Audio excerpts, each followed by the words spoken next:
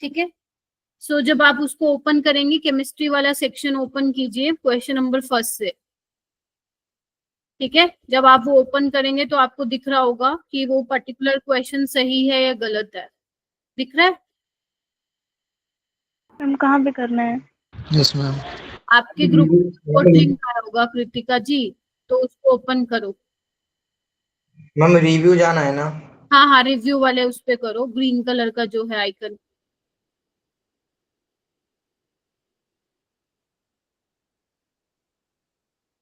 बेटा टाइम पे चाहिए हो मेरे को बच्चे क्लास में 5 मिनट्स पहले। जब मैं 10 मिनट पहले आ जाती हूँ तो तुम लोग क्यों टाइम पे आते हो? ठीक है।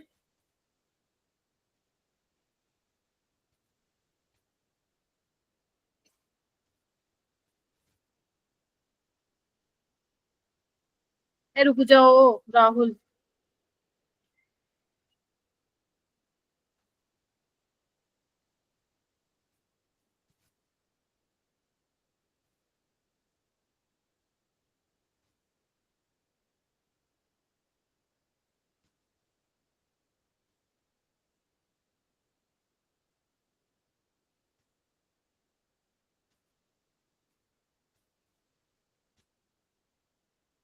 ठीक। जितने भी बैचेस सबका यही टेस्ट हुआ था क्या, इसी वाले चैप्टर का? ध्रुवी क्लास तो में तो हो आप? ध्रुवी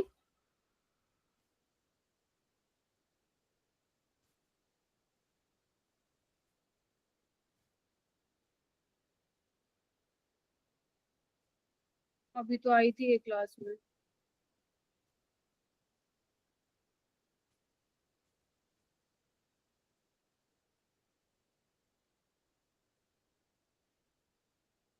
तुम्हें क्या लेना देना है, किसने दिया था किसने नहीं दिया? तुम अपने वाला स्कोर से मतलब रखो ना, तुम क्या गड़बड़बाजियां करके आए हो?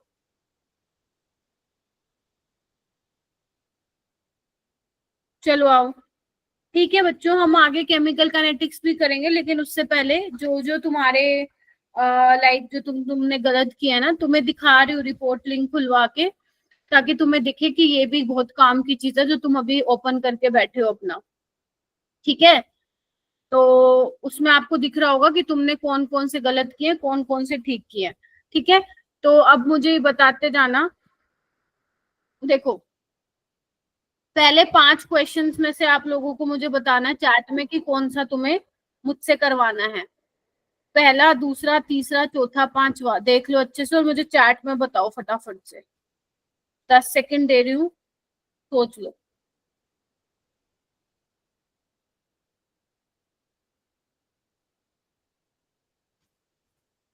मैम 5th करवा दो। 5th करा दूं? बाकी सारे हो जाएंगे? ठीक है, ठीक है। क्वेश्चन नंबर 4 पे आओ। क्वेश्चन नंबर 4 क्या कहता है? थर्ड भी करा दूं? आओ भाई, थर्ड में क्या बोल रहा है आप लोगों को? थर्ड में बोल रहा है मैक्सिमम एजियोट्रोप ए सोल्यूशन, एक ऐसा सोल्यूशन है जो मैक्सिमम बॉइलिंग एजियोट्रोप बना रहा है पर्टिकुलर कॉन्सेंट्रेशन पे। तो वो सोल्यूशन क्या शो करेगा? आपको पता ही है, जो नेगेटिव डेविएशन शो करते हैं वही मैक्सिमम बॉइलिंग एजियोट्रोप का सोल्यूशन बनाते हैं। तो यहाँ पे क्या होगा? नो डेविएशन गलत है, हाई पॉजिटिव डेविएशन गलत है, हाई नेगेटिव डेविएशन ये आपका ठीक है, लो नेगेटिव डेविएशन नहीं होता है, हाई नेगेटिव डेविएशन होता है।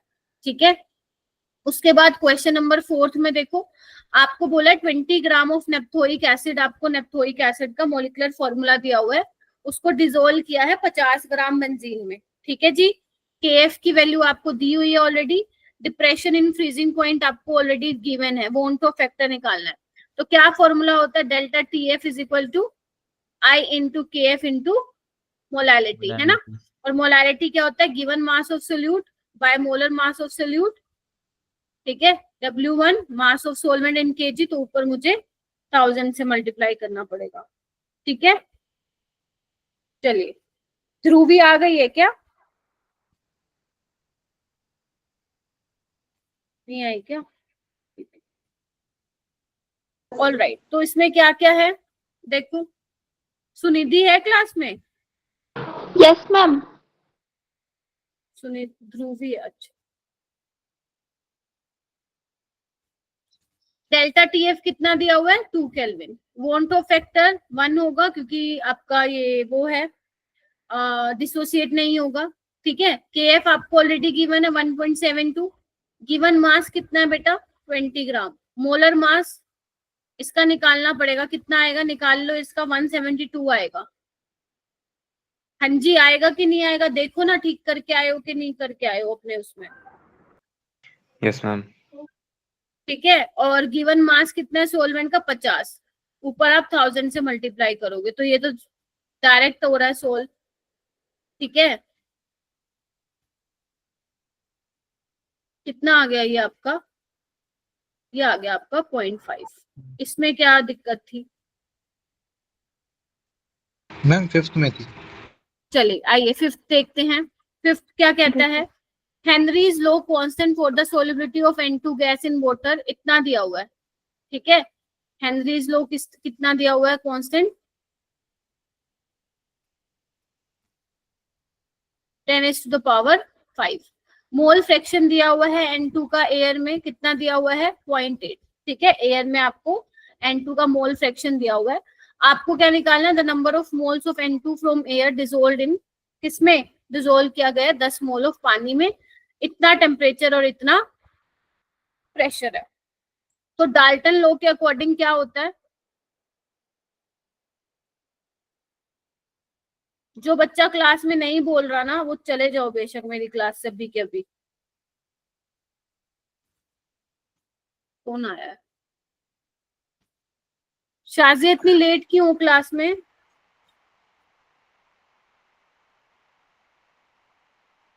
मेरे को समझ नहीं आता, आप लोगों को मालूम नहीं है क्या 9:45 का टाइम होता है? आप लोग खाना खाते हो, ये करते हो वो करते हो, तो साथ लेके बैठो ना अपना खाना। ऐसे नहीं चलेगा भाई काम, ऐसे बिल्कुल भी नहीं चलेगा। तुम लोग कब आ रहे हो, 10-10 मिनट बाद ज्वाइन कर रहे हो क्लास। अब मैंने जो क्वेश्चन करा दिए कैसे करोगे? डोल्टन लॉ के अकॉर्डिंग क्या होता है, अगर मान लो मैं पार्शियल प्रेशर बात करूं किसका N2 का, तो वो किसके बराबर होगा, मोल फ्रैक्शन ऑफ N2, ठीक है, इन एयर, मैं ये वाली बात कर रही हूँ, इनटू टोटल प्रेशर। बोलो हाँ ना, हाँ या ना, यही होता है Dalton law. Partial pressure of gas is equal to total pressure into mole fraction of that component. तो कितना दिया हुआ है, mole fraction of N2 in air 0.8, total pressure कितना है बेटा 5, तो कितना आ गया ये 480 आ गया, ठीक है। अब हमें पता है अकॉर्डिंग टू हेनरीज लॉ, यही लिखते हैं हम, पार्शियल प्रेशर ऑफ N2 ये आ गया, मोल फ्रैक्शन ऑफ N2 जो हमें निकालना है वो, क्योंकि नंबर ऑफ मोल्स वो क्या, ध्यान से देखो क्या बोल रहा है, number of moles of N2 from air वो हमें चाहिए, ठीक है। ये क्या था, mole fraction of N2 in air.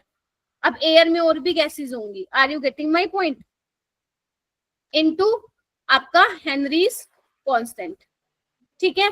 तो हमारे पास क्या क्या है, यहाँ से हमारे पास 4/kh कितना है 10⁵5, क्या मोल फ्रैक्शन निकल जाएगा, वो आ जाएगा 4 × 10⁻⁻5। अब मोल फ्रैक्शन क्या होता है मेरा बेटा, मोल फ्रैक्शन क्या होता है, number of moles of N2 bye number of moles of N2 plus number of moles of solvent. Solvent यहाँ क्या है, पानी है, बोलो। Yes ma'am. याद करो मैंने क्या लिखवाया था, मैंने ये लिखवाया था तुम्हें हेनरीज लॉ में कि number of moles of solvent बहुत ज्यादा है as compare to number of moles of solute.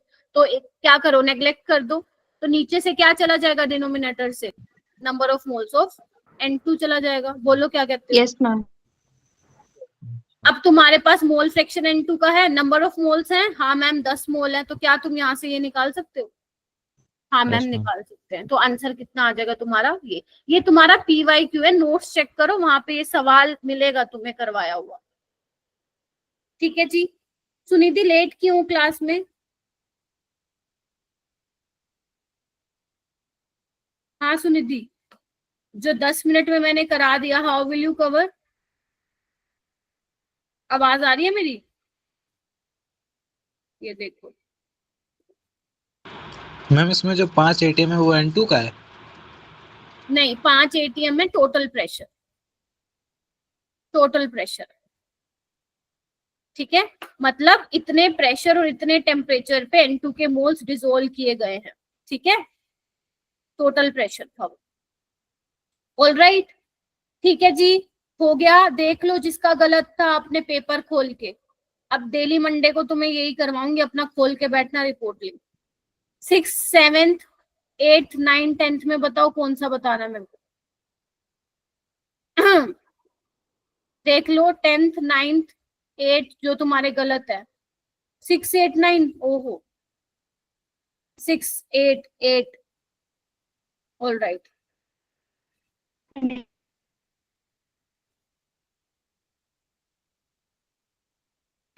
8 तक बताओ भाई। अच्छा 6 7 8 9 10 तक बताओ। ऑलमोस्ट सभी के सभी गलत है। देखो रोल्स लॉ में क्या था, रोल्स लॉ मैंने नहीं पढ़ाया था क्या? अभी भी बहुत बच्चे ऐसे हैं जिन्होंने टाइम बहुत कम बिताया है इस वाले पेपर में। रोल्स लॉ मैंने क्या बताया था, P naught minus P S by P naught is equal to mole fraction of solute. ये क्वेश्चन क्यों गलत करके आए हो तुम? P naught minus P S by P naught, क्यों? वेट ऑफ सोल्यूट के कहाँ प्रोपोर्शनल है मेरा बेटा? मोल फ्रैक्शन ऑफ सोल्यूट के बराबर होता है ना ये, relative lowering of vapour pressure. Yes ma'am. ये तो गलत है। और P naught minus P S होते हैं lowering in vapour pressure. P naught minus P S by P note क्या होता है? Relative lowering of vapour pressure, वो बराबर होता है मोल फ्रैक्शन ऑफ सोल्यूट। अगर आप सी ऑप्शन को देख रहे हो, बी ऑप्शन को देख रहे हो, तो हाउ विल यू मार्क सी? साफ दिख रहा है गलत है, ठीक है। चलिए 7th भी बोला था क्या किसी ने मेरे को? सक्षम ने बोला था 7th, और किसी ने नहीं बोला। मैम करवा दो। सक्षम क्या होगी थी मेरा बेटा इसमें?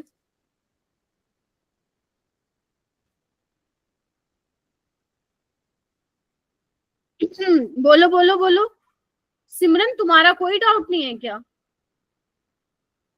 मैम आगे के क्वेश्चन में है। अच्छा 7th में देखो क्या था।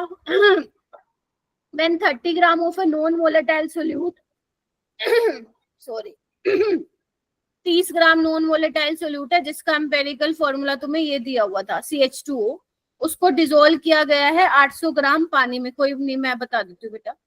और जब डाला है 30 ग्राम नॉन वोलेटाइल सोल्यूट 800 ग्राम पानी में, तो सॉल्यूशन का फ्रीजिंग पॉइंट डिप्रेस होके कितना हो गया मेरा बेटा? इतना, ठीक है। KF की वैल्यू दे रखी है, मॉलिक्यूलर फॉर्मूला निकालना है। ये 7th ही बता रही हूँ जी। TF note minus TF। आंखें कान खोल के बैठो, आंख बंद करके नहीं बोलो कि मैम ये करवा दो वो करा दो। अपना रिपोर्ट लिंक खोलो और देखो कौन सी गड़बड़ करके आए हो तुम, कहाँ पे। अब आपको वाटर आपका सोलवेंट है, उसका फ्रीजिंग पॉइंट 0 होता है ना। सॉल्यूशन का कितना दिया हुआ? इतना। तो डेल्टा TF की वैल्यू कितनी आ गई बेटा? 1.16। क्लियर है? तो डेल्टा TF क्या होगा? I into KF into molality. I तो 1 होगा, ठीक है। तो बस इसको तुम्हें सॉल्व करना है। डेल्टा TF दे रखा है, KF की वैल्यू बेटा दे रखी है। याद भी रखो पानी के केस में 1.86 होती है। गिवन मास दिया हुआ है 30, मोलर मास नहीं पता, सॉल्वेंट का मास 800, लेकिन केजी में चाहिए होता है। मोलैलिटी में याद करो, mass of solvent should be in KG. तो जब आप इसको सॉल्व करोगे तो कितना आ रहा है, कोई मुझे बताएगा क्या? किया था किसी ने? Yes ma'am, C2H4O2। Yes ma'am. Molar mass बताओ सुनिधि, कितना आया था? 60 है 60, ठीक है। सक्षम मोलर मास बेटा यहाँ पे 60 आएगा। तो आपका ये एम्पेरिकल फॉर्मूला है, तो आप लोगों को पता होगा। मोल कंसेप्ट में मैंने बताया भी था, एम्पेरिकल फॉर्मूला एग्जैक्ट नहीं चाहिए सुनिधि। 60 के आसपास बता दो। कैलकुलेटर यूज करा है तुमने? No ma'am. इतना एक्यूरेट क्यों बताती हो तुम मेरे को? Empirical formula into n is equal to molecular formula, right. तो n क्या होगा, एम्पेरिकल फॉर्मूला मास इसका निकालो ना, सॉरी मोलिकुलर फॉर्मूला कितना आ रहा है, इसका मास कितना आ रहा है 60 बाय, इसको करोगे तो 30 आएगा, 2 आ गया, तो CH2O इंटू 2 मतलब कितना हो गया ये C2H4O2, ठीक है। तो कुछ नहीं किया इन्होंने, एम्पेरिकल और मोलिकुलर फॉर्मूला वाले कॉन्सेप्ट को थोड़ा सा मिला दिया इसके अंदर, बाकी क्वेश्चन इस तरीके से करना था, ठीक है जी।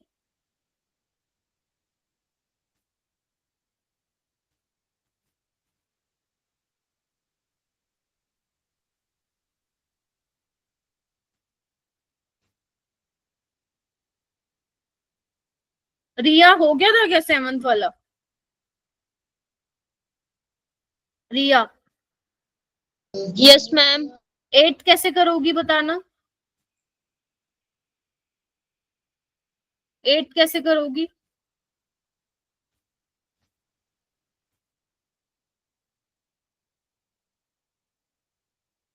तुम बेटा कुछ नहीं पढ़ते तुम लोग क्लास में।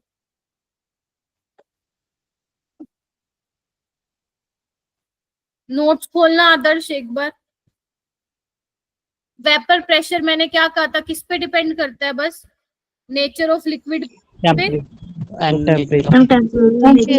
चिल्ला चिल्ला के बोला था, पूरा आधा घंटा स्पेंड किया था मैंने वेपर प्रेशर पे, और मैंने कहा था टेम्परेचर पे डिपेंड करेगा।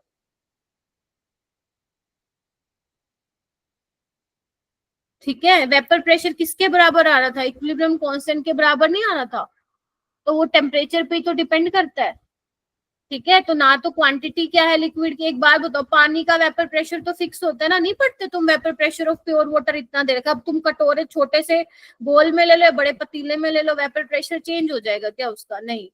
तो ना ही वो क्वांटिटी पे डिपेंड करेगा और ना ही वो सरफेस एरिया पे डिपेंड करेगा, सिर्फ टेम्परेचर पे डिपेंड करेगा।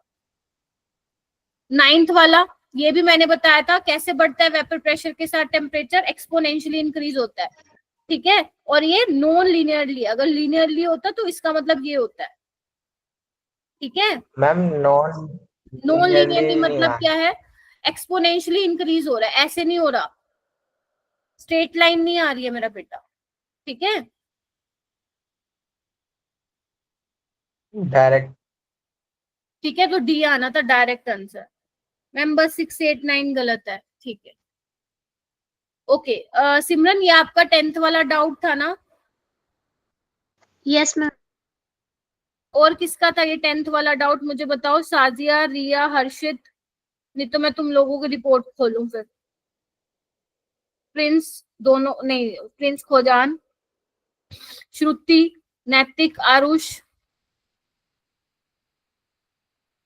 समृतिका, ऋषि, मैम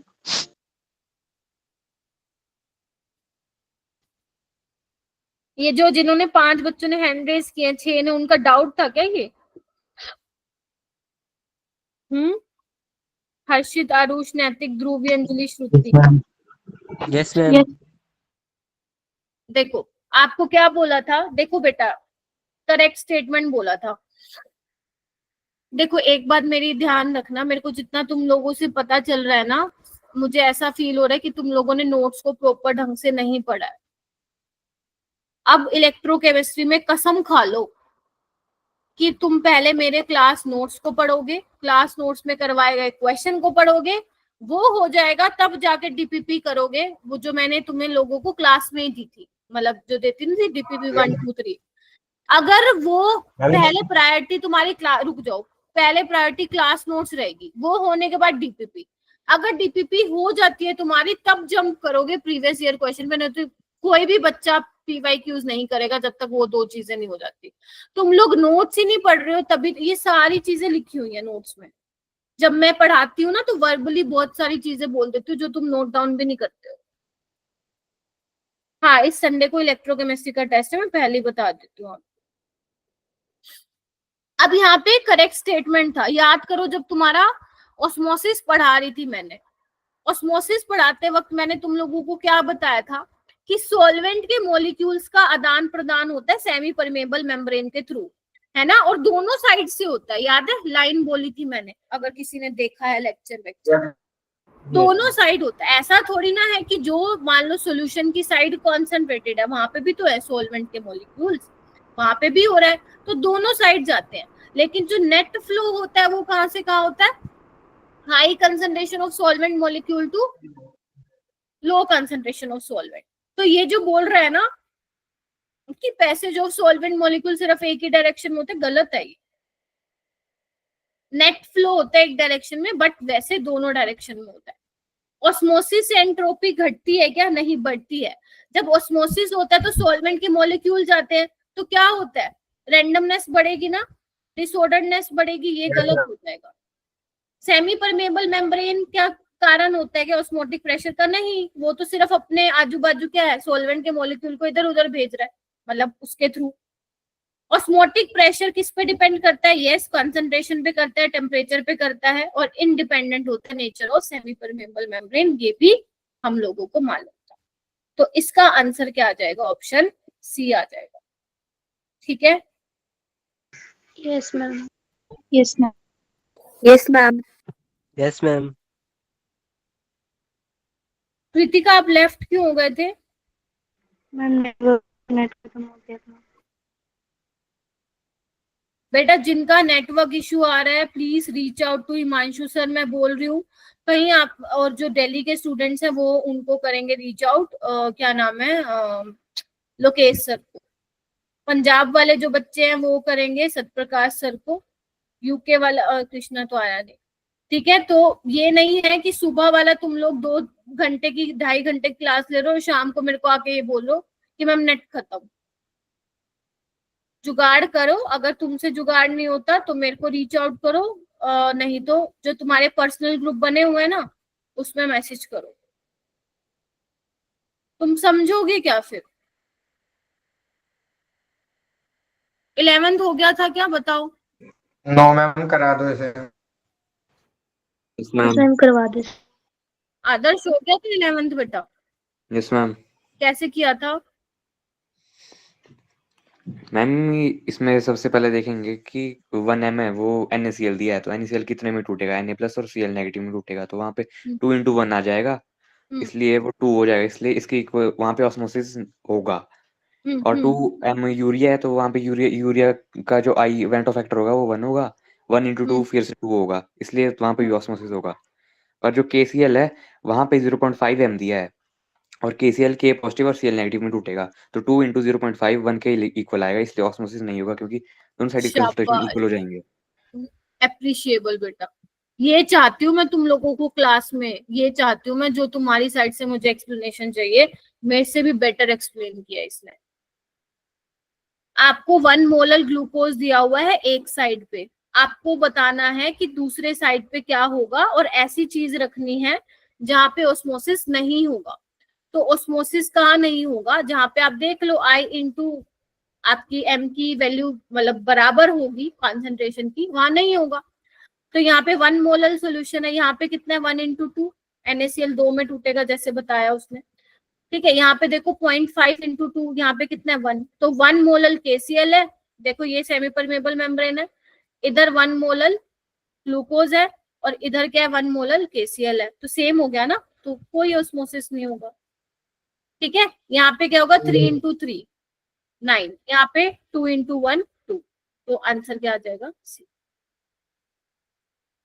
ऑल राइट सिमरन बेटा, आपने अगर जो भी रिकॉर्डिंग इसकी छोड़ी हुई है ना सॉल्यूशन चैप्टर की, वो बेटा इलेक्ट्रोकेमिस्ट्री चैप्टर का टेस्ट होने के बाद उसको कवर करोगी। Okay ma'am. ठीक है, ओके मैम। हाँ, मेक श्योर बच्चों आपके नोट्स बहुत ज्यादा इंपॉर्टेंट होते हैं, क्लास नोट्स है ना, तो वो आपको जरूर अपने अपने बहुत अच्छे से करने हैं। चलिए चलूं आगे, K2SO4 कैसे टूटेगा?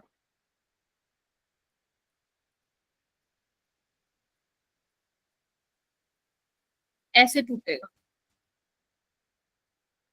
गर्व पढ़ाई की नहीं थी तुमने, इस बार मैंने देखा है तुम्हारा स्कोर।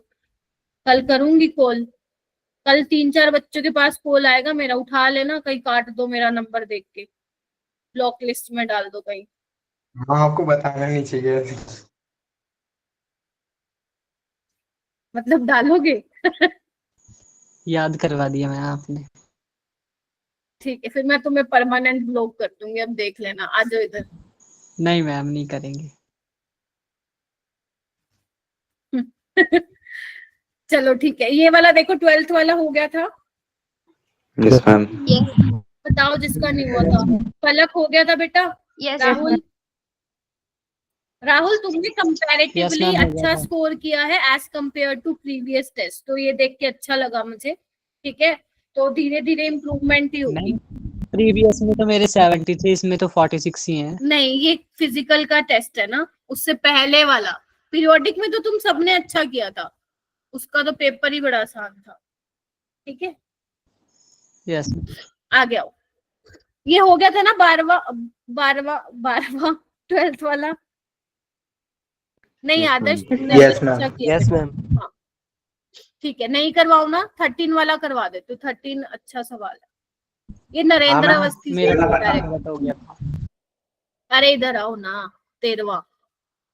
चलो आओ। वॉन्ट ऑफ फैक्टर दे रखा है बेटा, इक्विमोलर मिक्सचर। इक्विमोलर का मतलब क्या हुआ? Same concentration. आपको वॉन्ट ऑफ फैक्टर की वैल्यू दे रखी है ZXY के लिए, आपको स्टेटमेंट बतानी है। इनकरेक्ट। आप लोगों को ये मालूम है ना कि अगर वॉन्ट ऑफ फैक्टर की वैल्यू ज्यादा होगी तो कोलिगेटिव प्रॉपर्टी की भी वैल्यू ज्यादा होगी। Yes ma'am. हाँ या ना? बस Yes, यही ma'am. लगा दो। अब एक बात बताओ, वॉन्ट ऑफ फैक्टर में सबसे ज्यादा वैल्यू किसकी है? Z की है, फिर X की और फिर Y की, है ना? तो इसमें मैं 1 by 1 चलती हूँ। बॉइलिंग पॉइंट का ऑर्डर यही होगा। हाँ मैम, जितना ज्यादा वॉन्ट ऑफ फैक्टर की वैल्यू होगी उतनी ज्यादा एलिवेशन इन बॉइलिंग पॉइंट होगा, मतलब बॉइलिंग पॉइंट उतना ही ज्यादा होगा। तो ये बिल्कुल ठीक है। ऑस्मोटिक प्रेशर में भी यही होगा, ये भी बिल्कुल ठीक है।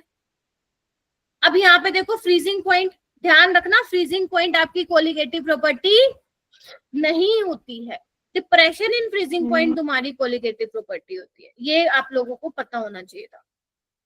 तो जितना ज्यादा वॉन्ट ऑफ फैक्टर होगा उतना फ्रीजिंग पॉइंट डिप्रेशन ज्यादा होगा। ये आपसे क्या पूछा है? बोलो। फ्रीजिंग। तो फ्रीजिंग पॉइंट का ऑर्डर क्या हो जाएगा? उल्टा हो जाएगा, यानी कि ये भी क्या है? सही है। मैम ऐसा तो फिर बॉइलिंग पॉइंट वाला भी एलिवेशन इन बॉइलिंग पॉइंट होना चाहिए। हाँ, बट दिक्कत इसमें क्या है ना, boiling point is not your colligative property, elevation in boiling point. But elevation मतलब क्या होता है? बढ़ना, है ना? बॉइलिंग पॉइंट बढ़ना, और ये भी बॉइलिंग पॉइंट बढ़ रहा है, इसलिए ऑर्डर सेम है इसमें। ठीक मैम है, मैंने फ्रीजिंग पॉइंट इसलिए करा था कि मैंने डिप्रेशन वाला वर्ड नहीं देखा। हाँ तो देखो ना, फिर इसको यही तो गड़बड़ करते हो तुम लोग। आओ, हम इसी पे वेपर प्रेशर। अब देखो, आई की वैल्यू जितनी ज्यादा होगी RLVP की वैल्यू ज्यादा होगी। Relative lowering of vapour pressure ज्यादा होगा। रिलेटिव लोवरिंग, वेपर प्रेशर तो क्या होगा? कम होगा। तो ये तो RLVP का ऑर्डर है, तो ये इनकरेक्ट है, यही आपसे पूछा था। मैं चाहती हूँ ये वाला क्वेश्चन जेई मेंस में आए, आ नहीं रहा, पता नहीं क्यों नहीं आ रहा। कम मतलब ऐसे टाइप के आ चुके, बट ये वाला नहीं आ रहा, बट ये आना चाहिए। मैम इस बार आ जाए। हाँ आ सकता है, ये अच्छा थोड़ा सवाल है और इसमें गलती होने के चांसेस भी रहते हैं। ठीक है, ये काफी अच्छा सवाल लगता है मुझे पर्सनली। ठीक है, चलिए चलूं आगे। इस क्वेश्चन को स्टार मार्क कर लेना बेटा। बेटा 14 ट्राई ही Yes, नहीं ma'am. किया, करना चाहिए था, आसान था। देखो आओ, देखो थोड़ा सा लेंदी है ये क्वेश्चन। देखो अगर टाइम नहीं बचा था फिर ठीक है आदर्श, लेकिन अगर टाइम था तो यू कैन, आप ट्राई कर सकते थे। देखो आपके पास आइडियल मिक्सचर है A और B, है ना? और मोल्स कितने हैं? A के 2, B के कितने हैं? 3, नहीं 2 ही है। टोटल वेपर प्रेशर कितना है? प्रिंस आपने कर लिया था क्या? प्रिंस राठौर। Yes ma'am. ठीक है, दूसरा एक मिक्सचर है जिसमें A मोल आपने कितना लिया? 1 मोल लिया है, और B के कितने लिए हैं? 3 मोल लिए हैं। ठीक है,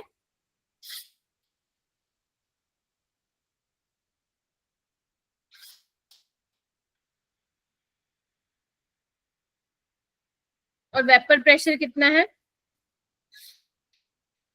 1 atm से ज्यादा है।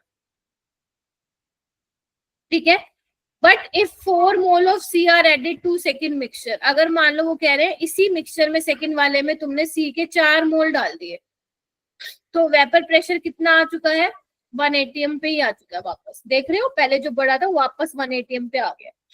आपको P नोट सी दिया हुआ है, आपको प्योर ए और प्योर बी का बताना है, कुछ नहीं, इक्वेशन बनाया। ऐसा सवाल नहीं करवाया था क्या मैंने, ऐसा मिलता जुलता क्लास में करवाया था। बनाओ इक्वेशन बनाओ, क्या बनेगी equation, 1 total pressure is equal to P naught A, हमें नहीं पता, काई ए क्या हो जाएगा 2/4, P note B 2/4,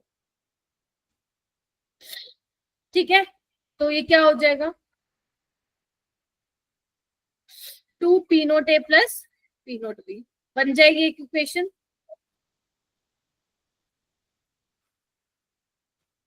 Tushar, Tushar है क्लास में?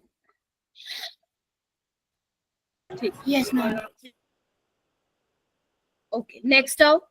सेकंड मिक्सचर में देखो टोटल कितना है 1, P नोट ए नहीं पता, काई ए कितना है 1 बाय टोटल कितना है 4 3 7 और 8, 1/8 इंटू P नोट बी, और C का कितना दिया हुआ है मेरा बेटा 0.8 इंटू 4/8। क्या तुम ये इक्वेशन बना लोगे दो, बोलो।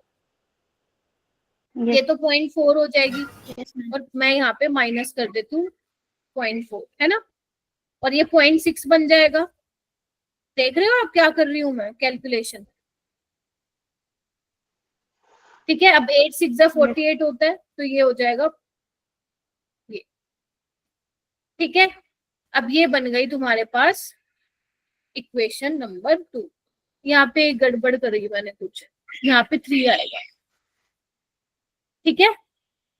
अब इनको सॉल्व कर लो, दोनों इक्वेशन को माइनस कर दो, P नोट ए कैंसिल हो जाएगा, P नोट बी की वैल्यू आ जाएगी, और कितनी आ जाएगी, ये आ जाएगी 1.4 आ जाएगी। देखो एक ही ऑप्शन में है, बोलो बेटा। क्लास में ये सोच के ऐसे बैठे रहेंगे और पता नहीं चलता रहेगा, मैडम कुछ भी पढ़ाती रहेगी, उससे सिलेक्शन नहीं होगा। आपको जी जान लगानी पड़ेगी ये साल, क्योंकि 11th बर्बाद कर रखा है तुमने, तुम लोगों का 11th में बहुत खास नहीं पढ़े बेटा तुम लोग, तो आपको 12th पढ़ाया नहीं था, 12th में ठीक है नहीं पढ़ाया। आप लोगों की जब छुट्टियां होती है 11th से, जब आप 12th में आते हो, आप लोगों को यूट्यूब से तो आधा केमिस्ट्री कंप्लीट कर लेना चाहिए था, 5-6 चैप्टर करने की कोशिश की हो तुम लोगों ने, कभी बनाए कभी नोट्स बैठ के, कभी देखने की कोशिश की जेई में कैसे सवाल, केमिस्ट्री के कह रही हूँ 11th के, 11 किया था मैम। तो मैंने 11 के नहीं, जो मेरे से दिल्ली में बच्चे मिले थे, जब तो टेस्ट गौरव के हो बाद गया, समीर हो गया, मैंने बोला था ना कर लेना 11th। हाँ तो जिसने किया था वो अच्छी बात है, बाद में तो किया था लेकिन उससे पहले नहीं किया। कोई नहीं, बाद में तो आंखें खुल गई थी ना गौरव।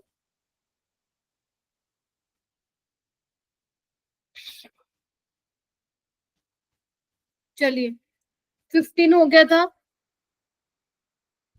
Yes ma'am. Yes ma'am. ठीक 16 बताओ। अरे इधर ध्यान दो, भाई भाई बाद में करना। मैम 16 बताओ। 15 हो गया था कृतिका,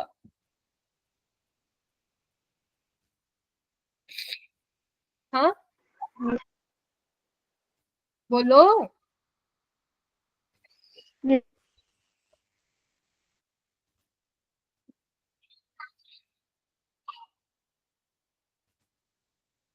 पता नहीं क्या कर रही,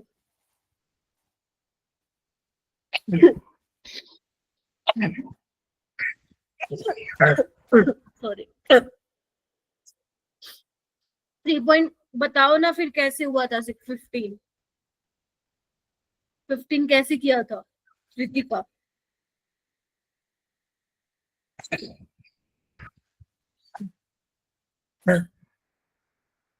मैम एक और बता दो फिर। क्यों नहीं हुआ था गौरव 15?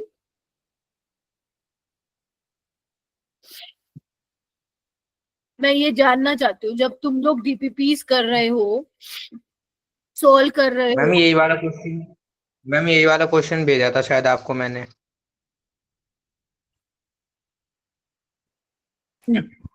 तुमने ही भेजा था क्या ये 15 वाला? मैम मैम नंबर भी सेव नहीं कर रखा आपने। नहीं कर रखा। बॉइलिंग पॉइंट वाटर का 750 mmHg पे इतना दिया हुआ है, ठीक है। How much sucrose must be added to, कितना सुक्रोज तुम ऐड करोगे 520 ग्राम ऑफ वाटर में, ताकि वो कितने पे बॉईल करे सोल्यूशन? 100 पे। तो डेल्टा टीबी वाला फॉर्मूला लगा दो गौरव, अब बताओ होगा हाँ क्या? मैम, होगा, मैं आ गए थे। हो जाएगा, सारी वैल्यूज हैं तुम्हारे पास, ठीक है। डेल्टा टीबी निकाल लेना इन दोनों को माइनस करके, ठीक है। 0.37 आ जाए। 16 पे आओ। बस थोड़ा सा तुम इंटीजर वाला देखते हो घबरा जाते हो, कुछ नहीं था इस सवाल में। आप लोगों को ये पता होना चाहिए था 3.5% 3.5% मास बाय मास क्या होता है। कोई मुझे बताएगा? तुम बताओगे क्या? 3.5 ग्राम इन 100 ग्राम। प्रिंस बताएगा क्या? 3.5? मैम हाँ 3.5 ग्राम NaCl in 100 gram of solution। हाँ, इन 100 ग्राम ऑफ सोल्यूशन। देखो अगर तुम लोग चीटिंग करके कोई बच्चा पेपर कर रहा है ना, मेरे लिए वो फिर मेरे मन से उतर गया वो बच्चा, ठीक है। बात है सीधी सी स्पष्ट सी है। अवार्ड तो देने आऊंगी नहीं तुम्हारे घर में, लो अवार्ड ले लो, तुमने बहुत अच्छा किया है, ठीक है। सो ऑनेस्टी से करो, पता लग जाता है टीचर को। अब मोलालिटी क्या होगी? Number of moles of solute, given mass कितना है? 3.5, मोलर मास इतना है बेटा, ठीक है। अब मास ऑफ सॉल्वेंट लेते हो, ये क्या? Mass of solution. तो तुम्हें क्या करना पड़ेगा? पहले सोल्यूशन के मास में से सोल्यूट के मास को माइनस करना पड़ेगा, है ना। तो ये 96.5 आ जाएगा, बस ऊपर 1000 से मल्टीप्लाई कर देना केजी के लिए, हो जाएगा। तो ये जब तुम इसको सोल्व करोगे ना, इसका आंसर आएगा, मैंने निकाल के रखा, कितना आ रहा था? 60 आ रहा है क्या? 68.4 हाँ 68.4 68, 0.62 आ रहा था क्या? ओके, फिर आपका 100x की वैल्यू निकालनी थी ना आपको, तो वो आ जाएगा 62, ठीक है। खोल रखिए ना तुम लोगों ने रिपोर्ट लिंक अपना। Yes ma'am. आर्यन ठीक है क्या?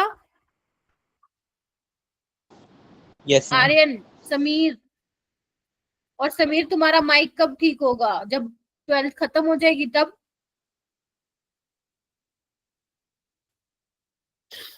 सत्रहवां बताओ।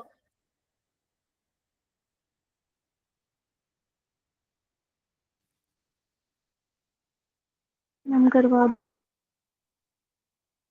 सारे करवा देती हूँ, ठीक है। आइसोटोनिक का मतलब क्या होता है? ऑस्मोटिक प्रेशर बराबर है तो कंसंट्रेशन भी बराबर होगी। इसका मतलब क्या होता है? क्लास वाला ही सवाल है ये तो। 5% W/V क्या है? 5 ग्राम केन शुगर का प्रेजेंट है 100 ml सोल्यूशन में। इसका मतलब क्या है? 1 ग्राम जो हमें नहीं पता है सोल्यूट, वो प्रेजेंट है 100 ml में। तो W1/M1 into V, W2/M2 into V। तो वॉल्यूम तो सेम है। गिवन मास कितना है? 5 ग्राम। मोलर मास 342, और ये कितना है? 1। ये हमें निकालना है, निकाल लो। मैम एक बार स्टार्टिंग से दोबारा समझाना है इसे। आइसोटोनिक का मतलब क्या होता है? पहले तो गौरव मुझे ये बताओ तुम। दो सॉल्यूशन आइसोटोनिक का मतलब क्या होता है? जब दोनों का ऑस्मोटिक प्रेशर सेम हो, जहाँ पे कोई ऑस्मोसिस ना हो रहा हो, यही तो होता है, हाँ मैम। ठीक है। तो अगर ऑस्मोटिक आइसोटोनिक सॉल्यूशन है दो सॉल्यूशन का, तो उनका ऑस्मोटिक प्रेशर क्या होगा? बराबर होगा।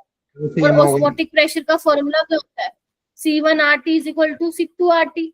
तो RT तो सेम हो जाएगा, तो हटा दो उसको, तो C1 C2 के बराबर नहीं हो जाएगा। और कॉन्सेंट्रेशन क्या होती है? Number of moles by volume, तो यानी कि given mass by molar mass into volume. Volume same है, काट दो। ठीक है मैम, ठीक है। क्लास में भी कराया था ये क्वेश्चन। ठीक है, पढ़ना चालू करो।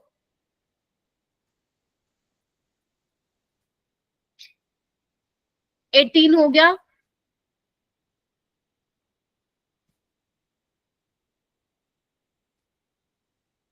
नाइनटीन Yes, मेरे को ma'am. एक बार चैट बॉक्स में बता दो कौन सा बताना है। 18, 19, 20 में से बताओ। अब ऐसे नहीं, बहुत मन कर रहा है तो मैं पूछ रही हूँ तो बता दोगे, जो सच में बताओ, जो नहीं हुआ। सुमित कह रहे सारे हो गए। राहुल 19, नैतिक 19, 23। अच्छा, यहाँ पे क्या है? ऑस्मोटिक प्रेशर निकालना है तुम्हें इसका। By dissolving 25 mg of potassium sulphate in 2 litre. Formula बताना मेरे को। कौन बताएगा मुझे? मनीषा, फॉर्मूला बताना मेरे को ऑस्मोटिक प्रेशर का। Manisha. Anjali, Anjali. CRT ma'am, osmotic pressure का फॉर्मूला। अंजलि, क्या होता है ऑस्मोटिक प्रेशर का फॉर्मूला? है क्या क्लास में अंजलि? सिमरन, क्या होता है ऑस्मोटिक प्रेशर का formula? Ma'am pi is equal to CRT। Quantum factor use नहीं करोगी? Yes ma'am. हाँ जी मैम। कितना होगा क्वांटम फैक्टर?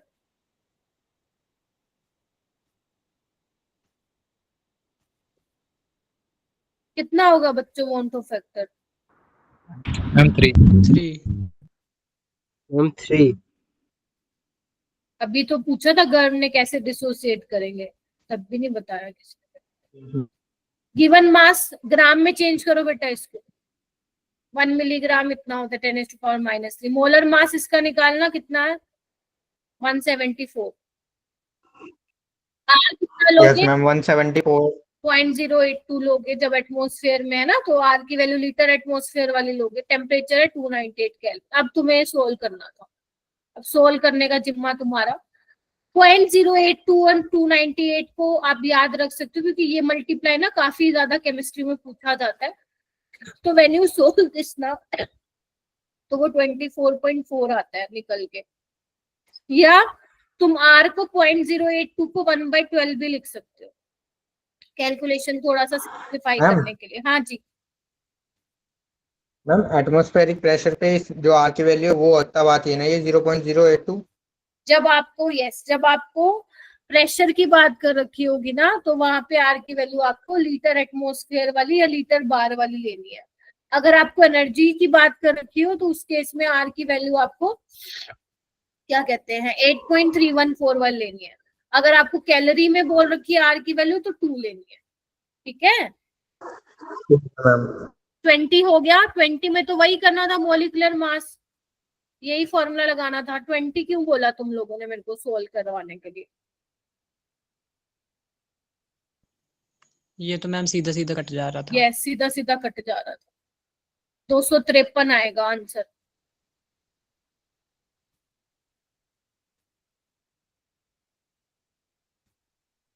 Yes ma'am. पक्का? चलूं? Yes ma'am. चलो। 21 बताओ किसका नहीं हुआ? सुमित कैसे किया था 21? मैम इसमें जो है हमें water vapour pressure of water at 20 degree इतना दे रखा है। उसके बाद हमने उसमें जो है 18 ग्राम ऑफ ग्लूकोज ऐड कर दिया। इसके बाद हम इस पे जो है ग्लूकोज के मोल्स निकाल लेंगे। उसके बाद फिर हम रोल्स लॉ के हिसाब से जो है इसमें पुट कर देंगे P0 relative loading of vapour pressure में। उससे हमारे पास जो है टोटल प्रेशर आ जाएगा। ठीक है, तो तुमने P0 माइनस PS वाला फॉर्मूला लगाया क्या? Yes ma'am. ठीक है, देखो इसको ऐसे भी कर सकते हो। आप लोगों को याद है जो टोटल वेपर प्रेशर अपना याद करो, मैंने बताया था सोलवेंट के वेपर प्रेशर की वजह से ही टोटल वेपर प्रेशर होता है। और यहाँ पे सोलवेंट क्या है, पानी। और रोल्स लो के अकॉर्डिंग क्या होगा, P note of water into काई ऑफ वाटर। बोलो, ये आपको दे ही हाँ रखा है। मैम। मोल फ्रैक्शन कैसे निकालोगे पानी का, नंबर ऑफ मोल्स ऑफ पानी by number of moles of पानी plus number of moles of glucose. तो ग्लूकोज के मोल्स निकाल लोगे, यहाँ पे कितना आएगा, 18/180 यानी कि 0.1। और ऐसे ही 0.1। निकाल लोगे, given mass by molar mass ही आ जाएगा 9.9। तो तुम सोल्व कर सकते हो इसको। Yes ma'am. Yes ma'am. आगे बढ़ो, डी आ जाएगा इसका आंसर। 22 बताओ।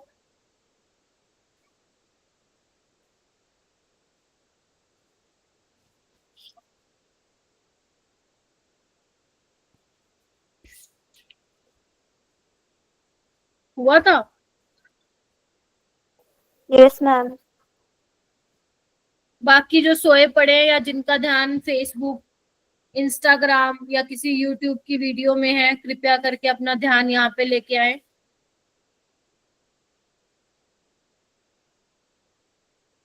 एक तो ना सबसे बड़ी दिक्कत ऑनलाइन क्लासेस की होती है, मैं देख ही नहीं पाती कि तुम लोग कर क्या रहे।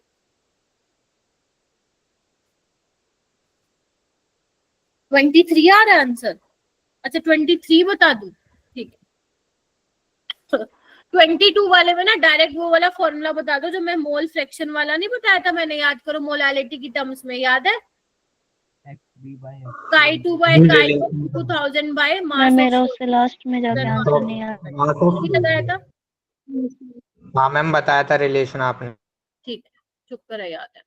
23 में देखो आपको क्या दिया हुआ है, पी नोट ए दिया हुआ है 70, और आपको क्या दिया हुआ है, ए का मोल फ्रैक्शन दिया हुआ है 0.8, बी का निकाल लोगे 1 माइनस 0.8। सोल्यूशन का वेपर प्रेशर कितना है 84। क्यों, पी नोट भी निकालने में क्या दिक्कत हो गई तुम लोगों को, फॉर्मूला तो लगाना है। बोलो क्या दिक्कत हो गई। यस मैम, हो गया था। हाँ मैम। भी मेरे से 23वां पूछा है, उनको पूछ रही हूँ कि क्या प्रॉब्लम हो गई थी। हो भी गया था बेटा, रियल जो पेपर आता है ना जेई का, उसमें डिफिकल्ट थोड़े बनते हैं क्वेश्चन, क्योंकि ये पहला टेस्ट था तुम्हारा, तो ठीक ठीक से क्वेश्चन थे इसके अंदर। ये वाला नहीं हुआ था, कौन सा नहीं हुआ था आदर्श, आदर्श कौन सा। 23 बदल। पहले तो मुझे ये बताओ 23 नहीं हुआ था, क्यों नहीं हुआ था, मुझको उसका रीजन जानना है ना मेरा बेटा। ऐसे तो अपन ने बहुत सारे सवाल किए थे क्लास में, I just want to know the reason कि हुआ क्यों नहीं था। क्या ये मतलब क्या समझ में नहीं आया था, क्वेश्चन की लैंग्वेज समझ में नहीं आई या क्या हुआ था, बताओ बताओ। क्वेश्चन की लैंग्वेज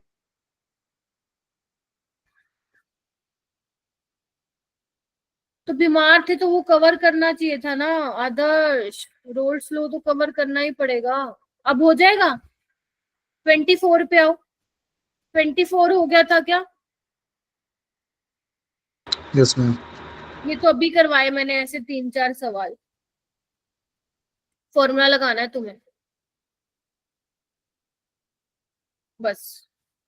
मोलर मास वाले तो 3-4 सवाल आ गए, ठीक है।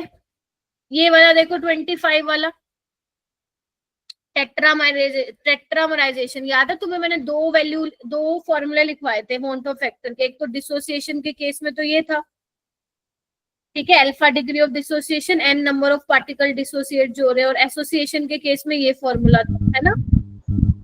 Yes ma'am. तो यहाँ पे टेट्रामराइजेशन का मतलब है एन क्या है 4 है, तो 1/4 माइनस 1 तो कितना हो जाएगा -3/4, और अल्फा 100% है यानी कि 1, तो ये कितना हो जाएगा 1 माइनस 3/4 यानी कि मोन्टो फैक्टर आ जाएगा 1/4। आपको कितना दे रखा है, वो कह रहे हैं मोन्टो फैक्टर n/100 है, यानी कि ये किसके बराबर है n/100। आपको n की वैल्यू बतानी है, तो n कितना आ जाएगा 25। बिल्कुल क्लास नोट से उठ के नहीं आएंगे क्वेश्चन, ये ध्यान रखना, कहीं सोचो कि क्लास नोट्स वाले कॉपी पेस्ट होके आ जाएंगे ना। लेकिन हाँ, कॉन्सेप्ट वहीं से पूछेगा वो। क्या हो गया, मैथ्स का क्या हो गया, हाँ मैथ्स नहीं आती है मेरे को, मतलब मेरे पास थी 11th 12th में मैथ्स, पढ़ाई मेरा तो बस चली गई, 11th 12th बीत गई मैथ्स लेके, तो मेरी खत्म। हमारे तुम तो फिर भी जेई के लिए प्रिपेयर कर रहे हो, मैं तो स्कूल के एग्जाम, हमारी टीचर बहुत अच्छी थी मैथ्स की, मतलब बहुत जबरदस्त अच्छे थे, तब मेरे कुछ नंबर बन गए थे 81, मेरे बोर्ड्स में 75 आए थे। हम 12th में। हाँ तो बात बन गई थी, नहीं तो मेरे तो बर्बाद थी मैथ्स, और फिजिक्स तो उससे भी ज्यादा। मैथ्स तो फिर भी समझ में आ जाती थी मेरे को, मतलब मैथ्स करने में मजा आता था, लेकिन फिजिक्स तो भाई साहब समझ में ही नहीं आई, टीचर्स रट्टा मरवाते थे क्लास में। चलो ठीक है, ये मैथ्स तो सर करवाएंगे, मैं आगे बढ़ती हूँ।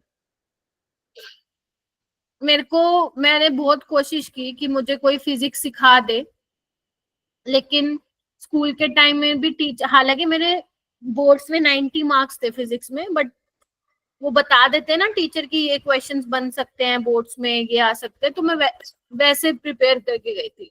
पहले बुक से आता था। हाँ जी, पहले बुक से ही आता था। ना, हमारे टाइम तो बेटा पूरा सिलेबस होता था, मैं तो मॉडर्न वो रेफरेंस बुक पढ़ के जाती थी, वहां से भी आता था पेपर। मैम 90 मैम नंबर हमारा कम भी होते हैं। हाँ मैम 90 फिजिक्स में कम होते हैं।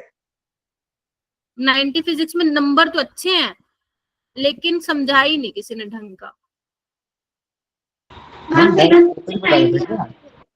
हाँ मैं ना जेई मीन्स के लिए अपीयर तो हुई थी, बट मेरे को कभी शौक था नहीं लाइक इंजीनियरिंग करने का, मेरे को 11 से यही था कि मैंने वो करनी है, क्या बोलते हैं, टीचिंग करनी है, तो मैंने फिर पढ़ाई वैसे वाली की बेटा। तो मैम मेरी आपका फेवरेट सब्जेक्ट कौन सा था? मेरा मास्टर्स था ऑर्गेनिक केमिस्ट्री में बेटा।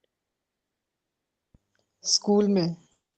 अच्छा स्कूल में क्या था सब्जेक्ट, कौन सा अच्छा लगता था? Yes ma'am. केमिस्ट्री। केमिस्ट्री में मेरे 95 थे। मेरे को केमिस्ट्री बहुत मैम अच्छी बोर्ड लगती थी। हाँ हमारे स्कूल में बच्चों की केमिस्ट्री सबसे गंदी है। मैं एक बार स्क्रीन शेयर कर रही हूँ बेटा, अपन वो करते हैं चालू पढ़ना। मैम 12th में परसेंटेज कितने आए थे टोटल ओवरऑल? मेरे हाँ मैम। यस मेरे आए थे 85 आए थे मेरे, 85 84 ऐसा कुछ था, याद नहीं है। हाँ 84 85 थे मैम कौन से साल में?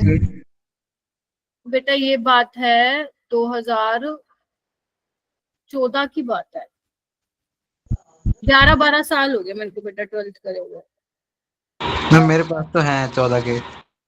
हाँ मतलब मेरे भैया ने भी दिया था, मेरे भैया के पास भी है। अच्छा अच्छा, एक बार मैं बेटा स्क्रीन शेयर कर रही हूँ, ठीक है। आज अपना लेक्चर 3 था ना केमिकल काइनेटिक्स का, हमारे टाइम तो बेटा पूरा सिलेबस आया करता था, तुम्हारे तो जैसे डिलीट हो गया ना काफी सारा, तो हमारा तो पूरा आया यस करता था। भैया तो बताते थे उनकी बुक ही सेम होती थी 11वीं 12वीं की। आज भी जो मेरे टाइम सवाल आते थे ना केमिस्ट्री में, आज भी वही आते हैं बोर्ड्स में, देखो ये नहीं बदला 11-12 साल में ना चीजें। चलो क्या हो गया, क्या बात कर रहे हो तुम लोग, मैंने मिस कर दी क्या तुम्हारी बात? ठीक है ठीक है ठीक है, नोटबुक निकाल लो केमिकल काइनेटिक्स की।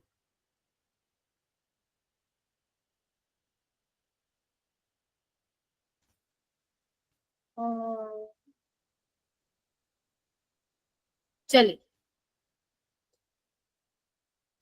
तो बेसिकली यहाँ पे डेट भी गलत चल रही है यार, डेट क्या है, 2 है ना। हाँ।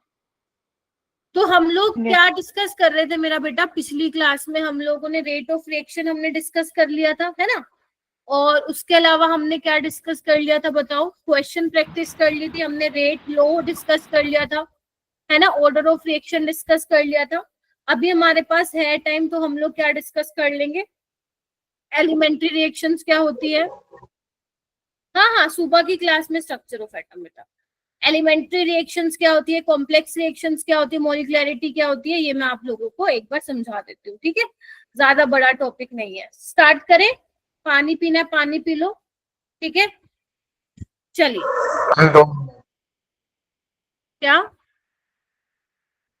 हम 2 मिनट का ब्रेक दे दो।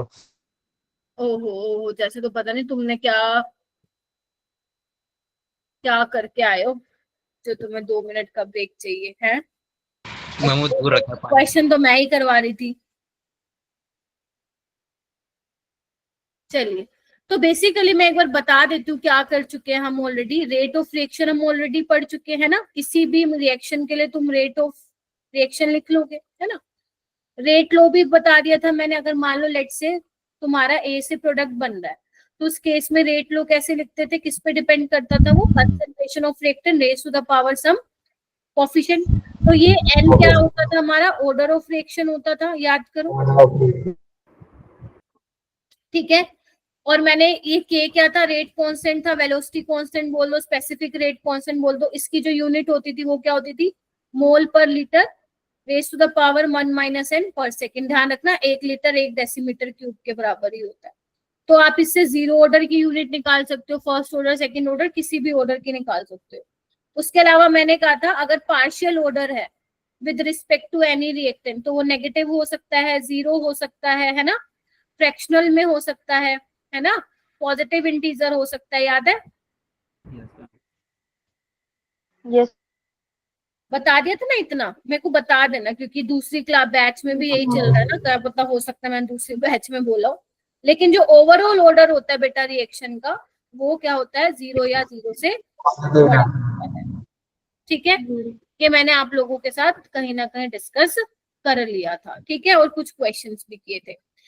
आज हम कर लेते हैं और भी बेटा अलग अलग रिएक्शन में ना। अभी देखो कई कई तरीके हैं कि आप किस तरीके से ऑर्डर निकाल सकते हो। अब देखो अपना आज का दिन ट्यूसडे का दिन और बाकी जो दिन जाएंगे उसमें मैं केमिकल काइनेटिक्स ही आप लोगों को पढ़ाने वाली हूँ। साथ ही साथ थोड़ा थोड़ा अपना टाइम निकाल के, बल्कि मैं तो कहूंगी ज्यादा टाइम आप इलेक्ट्रोकेमिस्ट्री को देंगे क्योंकि फिर आप टेस्ट में अच्छा नहीं कर पाते हो। और केमिकल काइनेटिक्स बहुत ज्यादा डिफिकल्ट चैप्टर नहीं है, थोड़ा थोड़ा रिवाइज भी करोगे ना तो भी बात बन जाएगी, ठीक है। सो अपना ज्यादा फोकस इलेक्ट्रोकेमिस्ट्री पे लगाएंगे, ठीक है जी। चलिए, तो बेटा अपना अलग अलग रिएक्शन के लिए हम ऑर्डर ऑफ रिएक्शन कैसे बता सकते हैं। सबसे पहले बात आती है एलिमेंट्री रिएक्शन की। एलिमेंट्री रिएक्शंस कैसी होती है, एलिमेंट्री रिएक्शंस होती है 1 स्टेप रिएक्शन, ठीक है। आप लोगों ने सुना होगा कि जब रिएक्शन हो रही होती है केमिकल रिएक्शन तो रिएक्टेंट से प्रोडक्ट की फॉर्मेशन होती है। तो बेसिकली क्या हो रहा होता है, पुराने जो बॉन्ड है वो टूट रहे होते हैं और नए बॉन्ड की फॉर्मेशन हो रही होती है, यही हो रहा होता है ना, और क्या हो रहा होता है।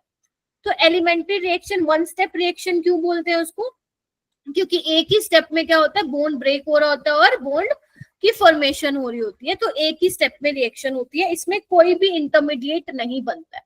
अब इंटरमीडिएट बोले तो तुम लोग क्लास 11th में तुमने पढ़ा होगा कुछ कुछ की कार्बोकेटायन कार्बन आयन पढ़ा है ना, ये कार्बोकेटायन कार्बन आयन रेडिकल, ये सारे इंटरमीडिएट होते हैं जो कि रिएक्शन के बीच में बनते हैं। तो हम लोग बोलते थे कि रिएक्टेंट से डायरेक्ट प्रोडक्ट नहीं बनता है, उसके बीच में इंटरमीडिएट या ट्रांजिशन स्टेट्स की फॉर्मेशन होती है। तो इंटरमीडिएट यहाँ पे नहीं बनता है, एक ही स्टेप में हो जाती है रिएक्शन।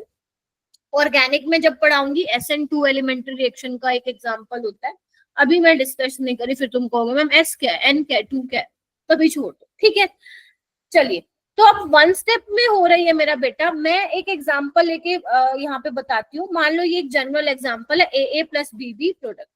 अब तुम मुझे ये बताओ कि इसका रेट क्या होगा। रेट को मैं ऐसे ही लिखूंगी, product of concentration of A और B, ठीक है।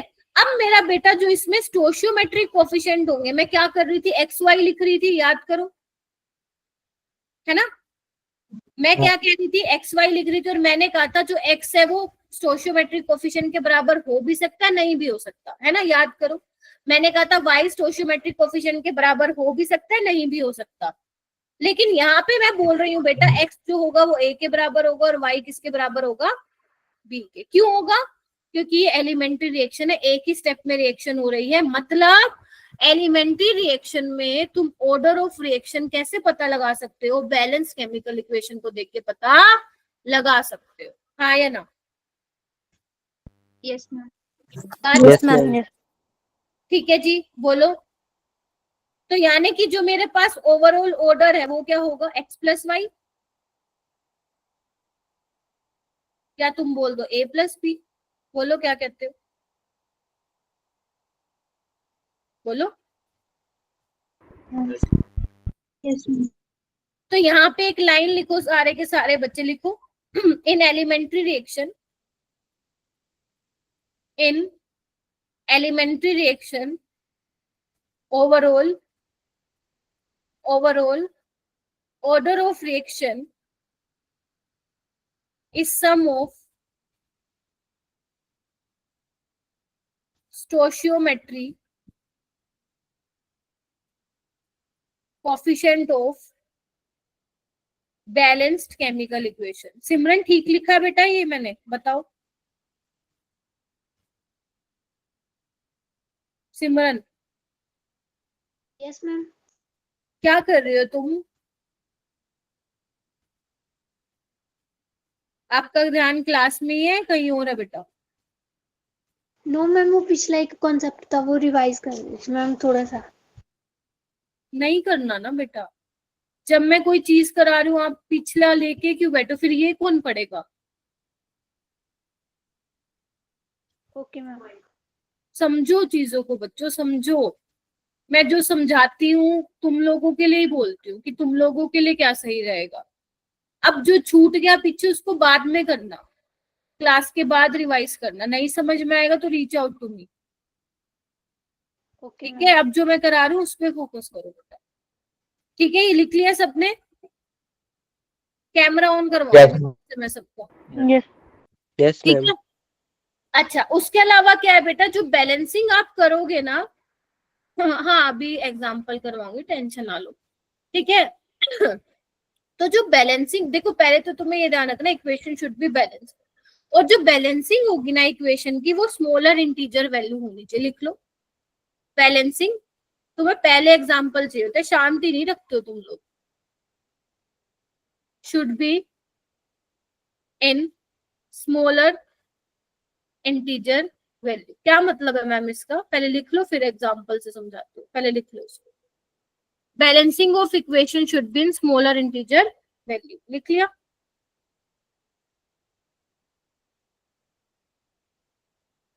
समीर, आर्यन और Yes, सारिका, ma'am.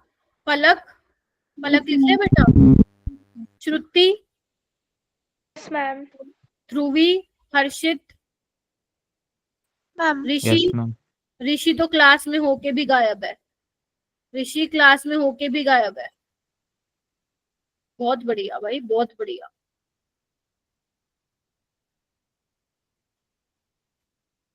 देखो जैसे एलिमेंट्री रिएक्शन है, ठीक है, 2a + 4b है ना, आपको क्या ध्यान रखना है, आपको ये ध्यान रखना है कि स्मॉलर इंटीजर वैल्यू में होने चाहिए। इसको इसके स्मॉलेस्ट उसमें चेंज करो, क्या लिखोगे तुम? a + बोलो 2b, ठीक है? अगर किसी ने ये देख के एलिमेंट्री रिएक्शन और इसका ऑर्डर ये लिख दिया तुमने कि रेट जो होगा वो a के रिस्पेक्ट में मान लो 2 होगा और b के रिस्पेक्ट में 4, और अगर तुमने बोल दिया ओवरऑल ऑर्डर 6 होगा, तो कांटा लग चुका है तुम्हारे, ठीक है? तो first you need to convert into smaller integer. तो अब जो आप लिखोगे ओवरऑल ऑर्डर क्या आएगा? 3 आएगा, ठीक है? Yes ma'am. मैम प्रोडक्ट में जो वो प्रोडक्ट बनेगा उसके भी कोफिशिएंट को बैलेंस करना, कम करना होगा फिर तो। हाँ, ये क्योंकि मैंने प्रोडक्ट लिखा है ना, तभी मैंने कुछ नहीं किया, सिर्फ प्रोडक्ट लिख दिया, हमें पता नहीं ना क्या बनना है क्या नहीं, ठीक है? क्योंकि हमें रेट बेसिकली मैंने ऐसा क्यों लिखा है, सुनो, क्योंकि रेट लो है ना, वो डिपेंड करता है कंसंट्रेशन ऑफ रिएक्टेंट, तो तुम प्रोडक्ट में क्या कर रहे हो, लेना देना नहीं है, ठीक है बेटा? फ्रैक्शनल हुए तो चेंज करना पड़ेगा उसको, मान लो ये हुआ गर्म, तो क्या लिखोगे? 2a + b लिखना पड़ेगा ना, ठीक है? ऐसा तो नहीं होता ना एक एटम भी और आधा एटम भी, ठीक है? चलिए क्वेश्चन करते हैं, चलो आ जाओ।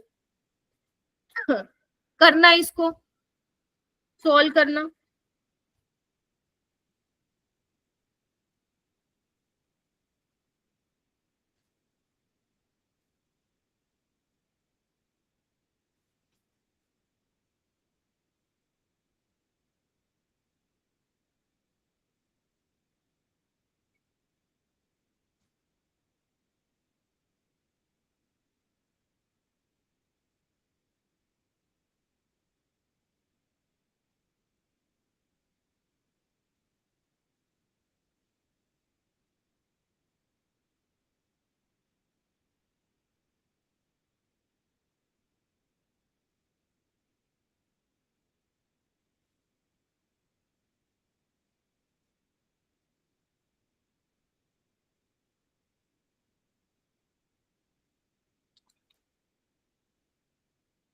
एक बच्चे का हुआ सोल्व, ऐसा तो मैंने कराया था पिछली क्लास में।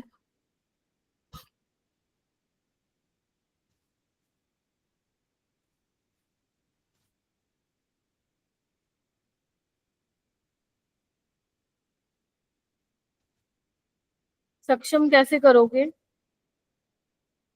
सक्षम जी आंखें खोलो, सो तो नहीं गए? एक तो तुम लोग बोलते नहीं, मेरे वैसे ही दिमाग खराब हो जाता है।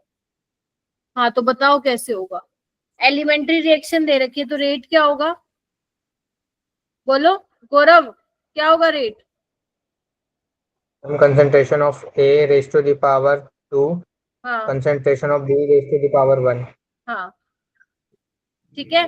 तो आपको क्या बोला हुआ है? वॉल्यूम जो है रिड्यूस हो चुका है बाय अ फैक्टर ऑफ 3। तो अगर वॉल्यूम रिड्यूस हो गया तो कंसंट्रेशन 3 टाइम्स हो जाएगी। बोलो। Yes ma'am. क्योंकि ठीक है मैम। तो ये कितना हो जाएगा आपका? कितने टाइम हो जाएगा? 27। Yes yes ma'am. Yes ma'am. हो जाएगा। Yes ma'am. ठीक है चलूं आगे। चलिए मैम एक बार मैम दोबारा बताने 27 कैसा है? 3 तो मल्टीप्लाई हो गया उसके बाद। हाँ, तो 3 3 जा 9 3 जा 27 नहीं होगा? अगर तुम्हारा वॉल्यूम 3 से रिड्यूस हुआ है तो कंसंट्रेशन क्या होगा? 3 टाइम्स बढ़ जाएगी ना, है ना? बिकॉज कंसंट्रेशन क्या होता है? 1 by inversely proportional to volume होता है ना। समझ रहे हो?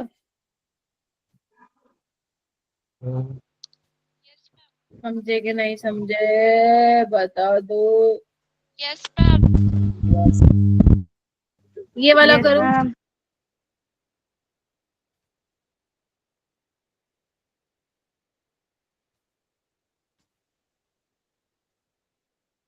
यस मैम समझ गई। बताइए। चलो ये वाला करो।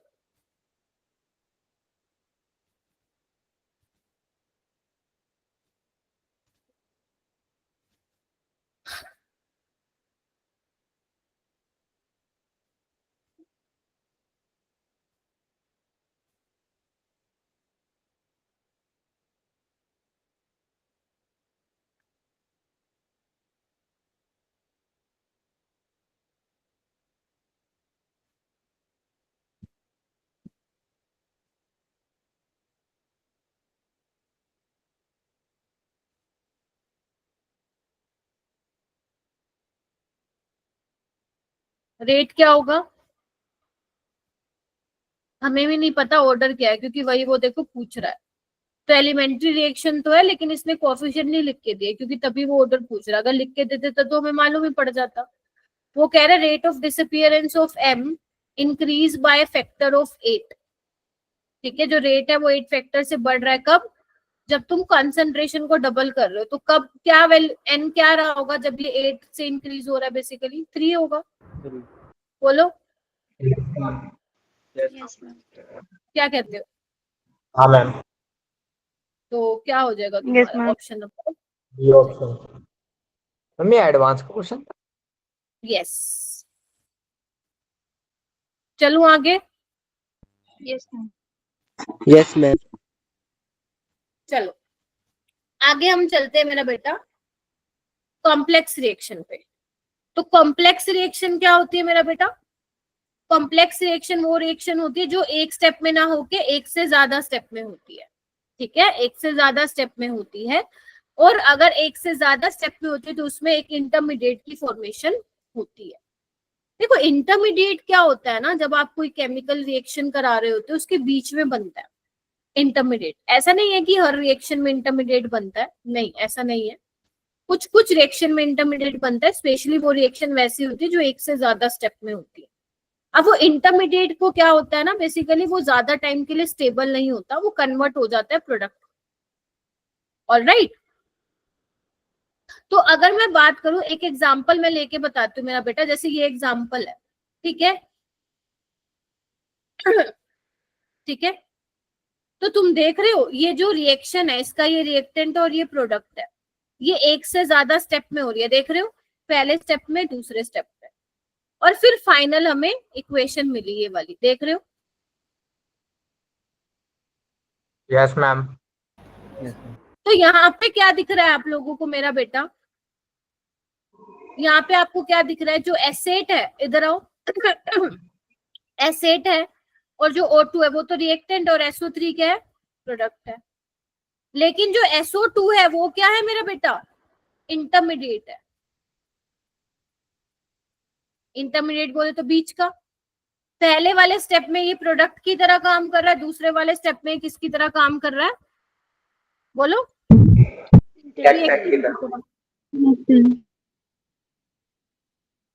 ठीक है जी, तो यहाँ पे SO2 क्या है? इंटरमीडिएट है।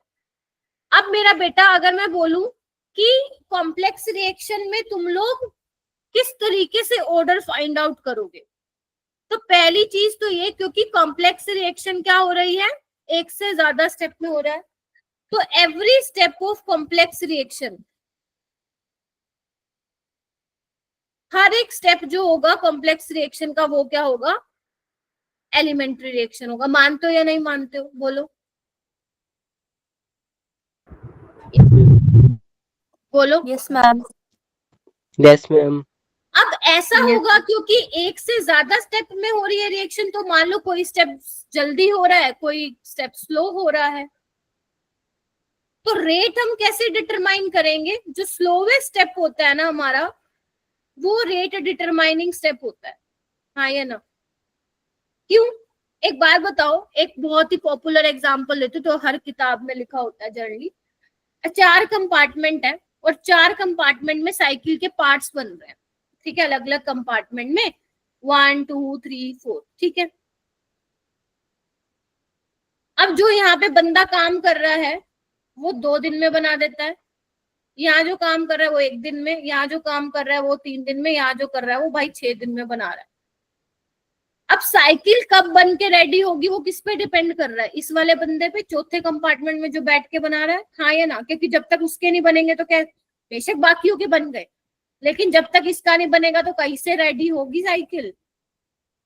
तो यानी कि ये क्या है? स्लो है। यस और नो? यस ये इसको ज्यादा टाइम लग रहा है, मतलब यही बेसिकली डिसाइड कर रहा है कब साइकिल बनेगी। सेम केमिस्ट्री में भी यही है, रिएक्शन में जो स्लोवेस्ट स्टेप होगा वही क्या होगा? रेट डिटरमाइनिंग स्टेप होगा। तो हम जो रेट लॉ लिखेंगे वो कैसे लिखेंगे? Rate law is written from the slowest step. बोलो क्या कहते हो?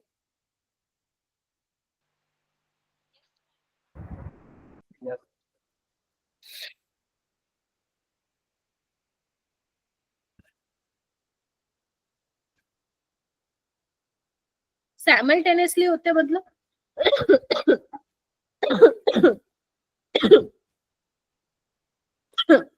पहले एक स्टेप होगा आयरन, ठीक है, उसमें कुछ बनेगा, फिर दूसरा स्टेप होगा, ठीक है, फिर इस तरीके से एक के बाद एक होगा, फिर फाइनल तुम्हारी रिएक्शन, मतलब फाइनल जो तुम्हारी इक्वेशन है वो बने, ठीक है।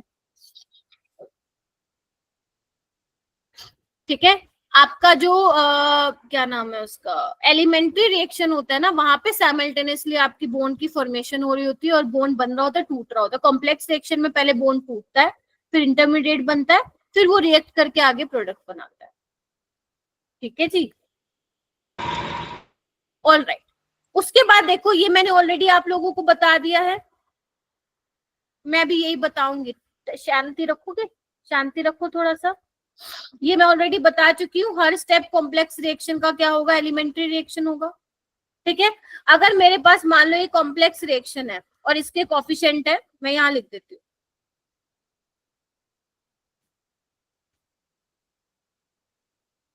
ये लिखोगे ए के रिस्पेक्ट में एक्स, बी के रिस्पेक्ट में वाई।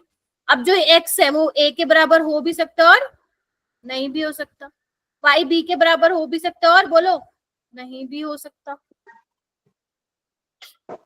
की कहते हो,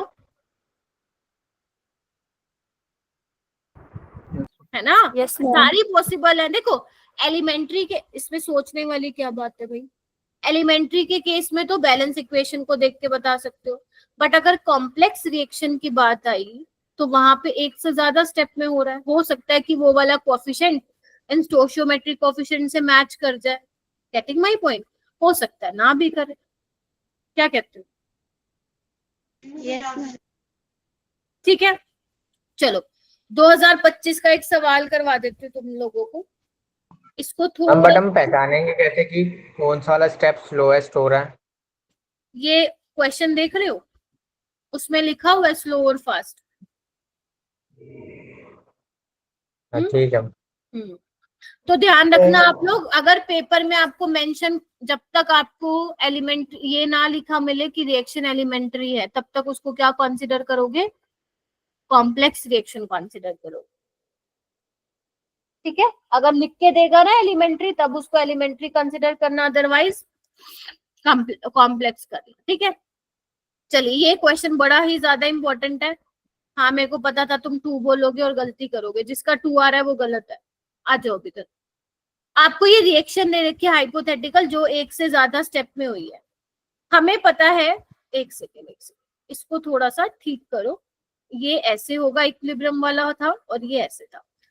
इसमें जो स्लो स्टेप है वही रेट डिटरमाइनिंग स्टेप होगा मेरा बेटा। तो रेट कैसे लिखोगे, एक्स के रिस्पेक्ट में ऑर्डर 1 और y2 के रिस्पेक्ट में ऑर्डर 1। तो इस हिसाब से तो कायदे से ऑर्डर क्या होना चाहिए, ओवरऑल ऑर्डर तुम बताओ, 2 होना चाहिए, 2 होना चाहिए ना, जितना मैं पढ़ाया है। लेकिन थोड़ा सा ध्यान से देखो, ध्यान रखना तुम्हारे रेट लो के एक्सप्रेशन में इंटरमीडिएट नहीं होना चाहिए, क्योंकि इंटरमीडिएट स्टेबल नहीं होता, तो आप वो नहीं रख सकते हो, आपको रिमूव करना पड़ेगा। देखो क्या इसमें कोई इंटरमीडिएट आ चुका है क्या? हाँ मैम, ये जो एक्स है ना वो इंटरमीडिएट है, क्योंकि यहाँ वो रिएक्टेंट की, प्रोडक्ट की तरह बिहेव कर रहा है, यहाँ वो रिएक्टेंट की तरह। तो एक्स क्या है बोलो, इंटरमीडिएट। तो इसको क्या करना पड़ेगा, हमें भगा देना है। भगाओगे कैसे? फास्ट स्टेप की हेल्प से। ध्यान से सुन लो, नया सवाल है, नया कॉन्सेप्ट है।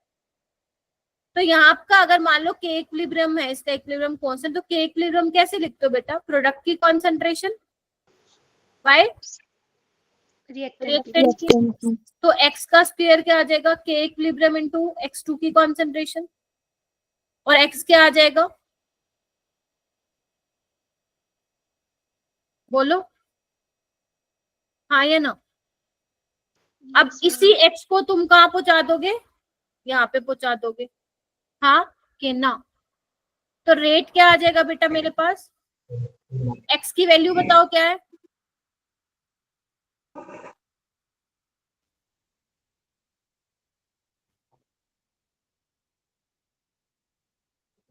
ये है। Yes ma'am. मैं फिर देख लो बेटा, ये क्वेश्चन बहुत बहुत ज्यादा इंपॉर्टेंट है। देख लो क्या करूँ, प्लीज अपना ध्यान तुम जहां लगा के बैठे हो यहाँ पे लेके आओ प्लीज। मैं पहले भी बोल रही थी, बहुत बच्चे डिजर्विंग है जो आना चाहते हैं इस बैच में। मेरे को कुछ नहीं है, मेरे को बस आगे कहना है रिमूव कर दो।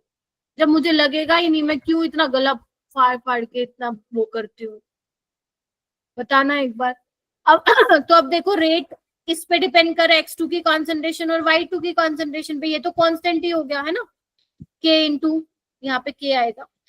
ठीक है, तो 1/2 ओवरऑल ऑर्डर क्या हो जाएगा, 1/2 + 1 यानी कि 3/2। तो कितना आ जाएगा आंसर, 0.5। यानी कि मेरा कहने का मतलब पता है क्या है, दो बातें हैं मेरी कहने की। पहली तो कॉम्प्लेक्स रिएक्शन जब तक पेपर में ना दिया जाए तो कॉम्प्लेक्स रिएक्शन कंसिडर करोगे। सेकंड चीज, स्लोवेस्ट स्टेप जो होगा वो रेट डिटरमाइन करेगा, जो रेट लो निकल के आएगा वो स्लो स्टेप से निकल के आएगा। तीसरी चीज, अगर रेट लो में तुम्हारा इंटरमीडिएट है तो उसको भगाओ भगाओ भगाओ भगाओ। और कैसे भगाओगे, बाय यूजिंग फास्ट स्टेप जो इक्विलिब्रियम पे होगा। ठीक है जी, तो बस निकाल लो। अब खुद देखो एक बार, मैं आप लोगों को 10 सेकंड दे रही हूँ, देखो समझो कि क्या पढ़ाया मैंने।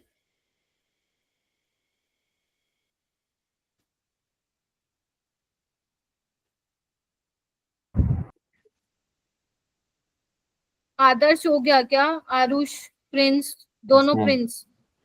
Yes ma'am. झूठी आमद भरना, कहीं पता चले आईपीएल देख। अच्छा आईपीएल भी नहीं आज तो, ओके। ध्रुवी, नैतिक, सक्षम, स्मृतिका, यस मैम। मैम पर रेट तो x² और y² में नहीं होना था, x2 और y2 में। x2 और y2 में तो है मेरा बेटा। ये मैम देखो, तो हमने x की वैल्यू क्यों की पुट? क्योंकि x इंटरमीडिएट था ना,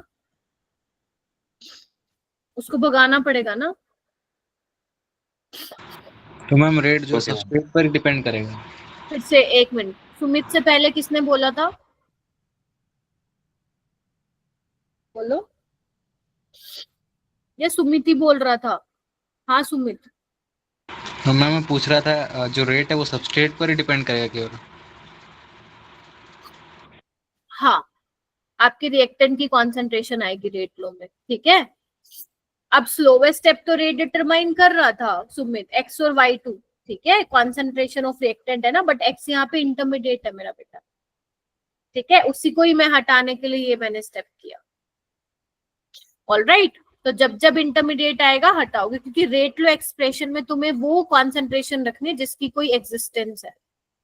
ठीक है, चलिए ये क्वेश्चन करो बेटा, 2023 में आया था, ये फटाफट से करो और मुझे बताना।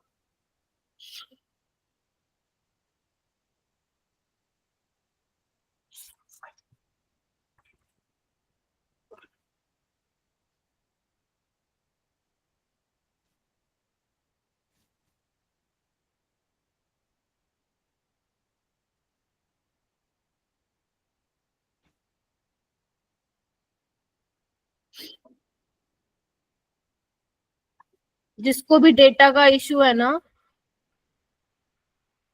वो प्लीज अपना थोड़ा सा देखो। देखो आ गया ना आंसर, ऐसे ही तो सीखना अपने को। एक कॉन्सेप्ट पढ़ाया, अगर वो थोड़ा सा कॉन्सेप्ट थोड़ा सा ट्रिकी है उसको अपनी नोटबुक में लिखो, समझो कि क्या था।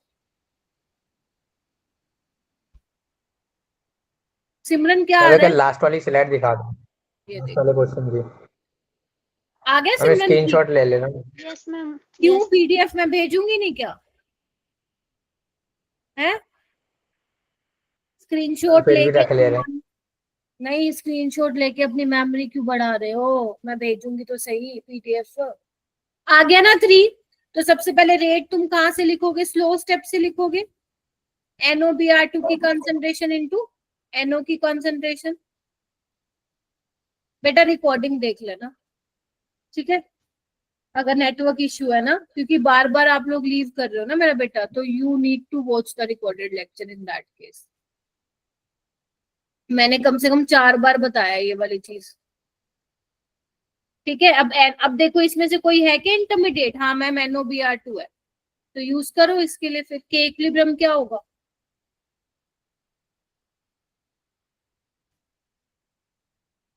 है ना, और NOBr2 को कंसंट्रेशन कर दो यहाँ पे, तो क्या हो जाएगा, rate is equal to K into K equilibrium, दोनों ही कांस्टेंट है ये हो जाएगा NO Br2 इंटू NO, तो NO स्क्वायर Br2, तो ओवरऑल ऑर्डर कितना हो जाएगा? 3. इजी। Yes, ma'am. ये क्वेश्चन एक बार घर ट्राई कर लेना, होमवर्क है ये, ठीक है। उसके बाद मोलिकुलरिटी क्या होती है बेटा? मोलिकुलरिटी बहुत आसान है। देखो मोलिकुलरिटी एक थ्योरेटिकल कंसेप्ट होता है जो सिर्फ डिफाइन करते हैं हम एलिमेंट्री रिएक्शंस के लिए, मतलब कॉम्प्लेक्स रिएक्शंस के लिए मोलिकुलरिटी हम डिफाइन नहीं करते हैं। यहाँ पे लिख लो, देयर इज नो सिग्निफिकेंस,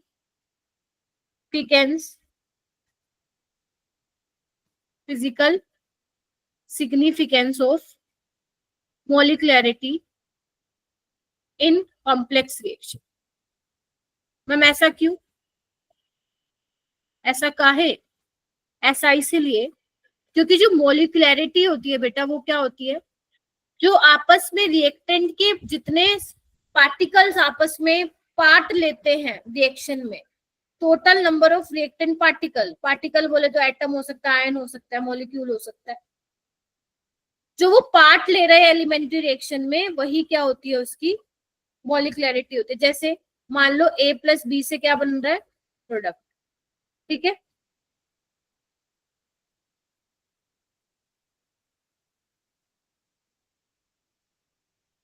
ठीक है,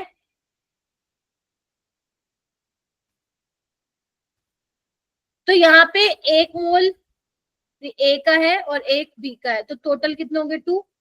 तो ये कैसी रिएक्शन हो गई? ये बायोमोलिकुलर रिएक्शन हो गई। कैसी रिएक्शन हो गई? Biomolecular reaction. Bimolecular. अगर मान लो मेरे पास ये है, यहाँ पे कितने रिएक्टेंट यूज हो रहे हैं? एक, तो ये कैसी रिएक्शन हो गई? यूनिमोलिकुलर, मतलब इसका ब्रेक डाउन हो रहा है इसमें, तो कितने इन्वॉल्व है? 1 ना, तो ये कैसी हो गई? यूनिमोलिकुलर, यानी कि इसकी मोलिकुलरिटी क्या हो गई मेरा बेटा? 1 हो गई। 1। और ध्यान रखेंगे, पहला पॉइंट ये, दूसरा ये, तीसरा ये, कि मोलिकुलरिटी कभी भी नेगेटिव, जीरो, फ्रैक्शनल नहीं होती, हमेशा वो क्या होती है?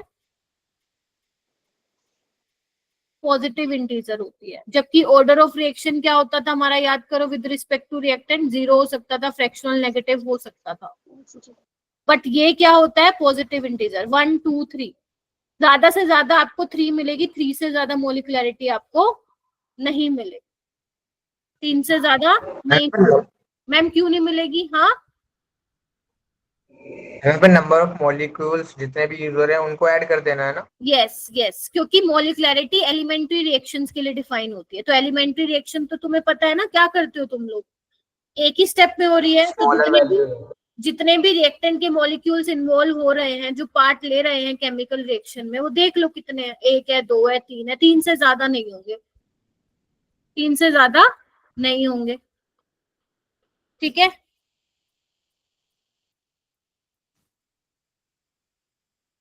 अब 3 से ज्यादा क्यों नहीं होंगे बेटा? अब तुम देखो, रिएक्टेंट आपस में क्या कर रहे हैं? कोलिजन कर रहे होंगे, हाँ या ना? जब प्रोडक्ट की फॉर्मेशन कर रहे हैं, कोलिजन हो रहा होगा। Yes ma'am. तो यहाँ पे एक बार देखो, मोलिकुलरिटी 3 से ज्यादा देखने को नहीं मिलती, या तो 1 होगी, 2 होगी, 3 होगी, 3 से ज्यादा नहीं मिलने की, तो बहुत ही रेयर केस में मिलती है। ऐसा इसलिए होता है बेटा, जब 3 से ज्यादा मॉलिक्यूल्स होते हैं ना, तो उनका एक साथ कोलिजन होने के चांसेस क्या होते हैं? घट जाते हैं। कोलिजन तो होगा, लेकिन पॉसिबिलिटी जो है, चांसेस जो है कि एक साथ चारों के चारों मॉलिक्यूल्स कोलाइड करेंगे, ऐसा रेयर ही देखने को मिलता है, ठीक है। इसीलिए जो मोलिकुलरिटी है वो 3 से ज्यादा ऐसी रिएक्शंस क्या होती हैं? रेयर होती है, ठीक है जी। ये तुम्हारे बोर्ड्स में सवाल आता है 1 नंबर का, ठीक है, बोलो हाँ के ना। यस ठीक है, मैम। तो ये उसके अलावा और क्या करना है तुम्हें? स्टोइचियोमेट्रिक कोएफिशिएंट को ही तो ऐड करेंगे ना एलिमेंट्री रिएक्शंस में मेरा बेटा। मोलिकुलरिटी एलिमेंट्री रिएक्शंस के लिए डिफाइन होती है ना, तो मोलिकुलरिटी तुम्हें या तो 1, 2, 3 देखने को मिलेगी। मैम एक यहाँ पे छोटी सी बात लिखो, 4 हम ऑर्डर और मोलिकुलरिटी फिर सेम ही हो जाएगी ना एलिमेंट्री रिएक्शन के लिए। हाँ बढ़िया पहचाना, यही लिखवाती। For elementary reaction order of reaction और मोलिकुलरिटी क्या हो जाएगी, बराबर हो जाएगी। ठीक है जी,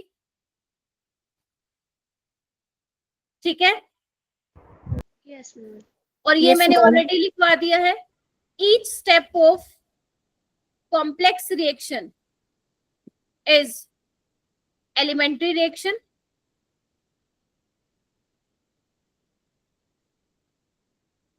ठीक है, तो अगर मान लो तुम्हें कोई कॉम्प्लेक्स रिएक्शन दे रखा हो, स्टेप 1, स्टेप 2, स्टेप 3, और तुम्हें बोल दिया जाए मोलिकुलरिटी बताओ, बता पाओगे क्या? नहीं। तुम हर एक स्टेप की बता पाओगे क्योंकि हर एक स्टेप क्या है, एलिमेंट्री रिएक्शन है, बट ओवरऑल मोलिकुलरिटी नहीं बता पाओगे कॉम्प्लेक्स रिएक्शन। क्लियर है? ठीक है, और यही चीज मैंने यहाँ पे भी लिखी हुई है, ये दोबारा लिखने की बिल्कुल भी जरूरत नहीं है। मोलिकुलरिटी क्या होगा, sum of coefficient of all reactants. ध्यान रखना स्मॉलर इंटीजर लेना, जैसे मैंने बताया था ना, स्मॉलर इंटीजर में चेंज करना है। Whole reaction must be balance in terms of smallest integer. ठीक है, मैम पीछे वाली स्लाइड दिखाना। कौन सी वाली बताइए? Yes ma'am. ठीक है, उसके अलावा और क्या क्या इंपॉर्टेंट पॉइंट्स हैं? पहला लिखो सारे बच्चे important points. Experimentally molecularity greater than 3 is not observed due to negligible probability of effective collision of more, जिसने लिख लिया वो नहीं लिखेगा, of more than 3 particle simultaneously. तो जो पॉसिबल वैल्यूज है वो तो या 1 देखने को मिलेगी, 2 या 3। ठीक है, ये भी मैंने बता दिया। हर स्टेप कॉम्प्लेक्स रिएक्शन का क्या है, हर स्टेप जो होगा कॉम्प्लेक्स रिएक्शन का, उसके लिए तुम मोलिकुलरिटी डिफाइन कर सकते हो, लेकिन ओवरऑल कॉम्प्लेक्स रिएक्शन के लिए उसका कोई सिग्निफिकेंस नहीं है। ठीक है, तीसरा पॉइंट, एलिमेंट्री रिएक्शन के लिए ऑर्डर ऑफ रिएक्शन और मोलिकुलरिटी बराबर होगी, या तो फिर 1 होगा, 2 होगा, 3 होगा।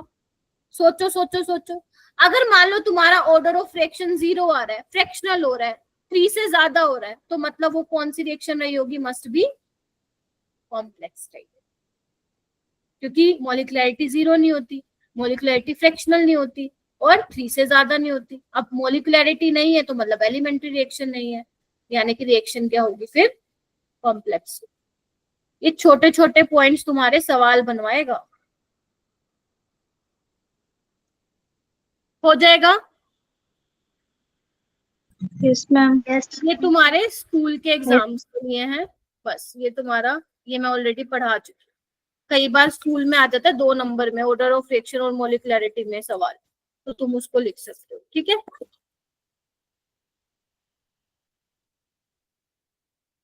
जिसको कोई डाउट है वो रुक जाए। बाकी आज के लिए इतना ही था। मैं एक असाइनमेंट भी भेजूंगी केमिकल काइनेटिक्स पे। अच्छा मेरे को ये बताओ, डीपीपी 2 का सोल्यूशन भेज दिया था मैंने? Yes ma'am. Yes, ma'am. ठीक है।